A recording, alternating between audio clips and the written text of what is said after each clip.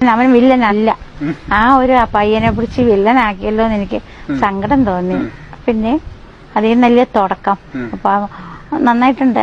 എന്നാലും എനിക്ക് വിഷമം ഉണ്ടായിരുന്നു. ഞാൻ വരുമ്പം കൈയും കാലും ഒക്കെ നോക്കും, മുറിവുണ്ടോ ചതവുണ്ടോ എന്നൊക്കെ നോക്കുമായിരുന്നു. അന്നും നോക്കും, ഇന്നും നോക്കും. വന്നു കഴിഞ്ഞാൽ എന്റെ കൂടെ നോക്കും. ഇനി ആ തണലില്ല. ലാലേട്ടന് എല്ലാമെല്ലാമായിരുന്ന അമ്മ ശാന്തകുമാരി അന്തരിച്ചു. കൊച്ചിയിലെ എളമക്കര വീട്ടിലായിരുന്നു അന്ത്യം. പക്ഷാഘാതത്തെ തുടർന്ന് കാലങ്ങളായി കൊച്ചിയിലെ എളമക്കര വീട്ടിൽ തന്നെയായിരുന്നു. തുടർന്ന് വാർദ്ധക്യ സഹജമായ അസുഖങ്ങളും അലട്ടിയെന്ന് വേണം പറയാൻ. 90 വയസ്സുണ്ടായിരുന്നു. ഡോക്ടർ വീട്ടിലെത്തിയാണ് മരണം സ്ഥിരീകരിച്ചത്. സ്ഥലത്ത് ഈ സമയം ലാലേട്ടനും ഉണ്ടായിരുന്നു.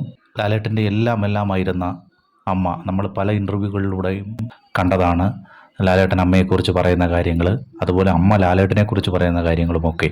ലാലേട്ടൻ്റെ അച്ഛനും സഹോദരനുമൊക്കെ നേരത്തെ മരണപ്പെട്ടിരുന്നു. ഇതിനെ തുടർന്ന് ആണ് അമ്മ കൊച്ചിയിലെ എളമക്കര വീട്ടിൽ താമസിച്ചു തുടങ്ങിയത്. കൊച്ചിയിലെ എളമക്കര വീട്ടിൽ നിന്നും മൃതദേഹം വൈകുന്നേരത്തോടെ തിരുവനന്തപുരത്തെ കുടുംബ വീട്ടിലേക്ക് കൊണ്ടുപോകുമെന്നാണ് അറിയാൻ കഴിയുന്നത്. തുടർന്ന് ബുധനാഴ്ചയായിരിക്കും ശവസംസ്കാരം നടക്കുക എന്നാണ് അറിയാൻ കഴിയുന്നത്.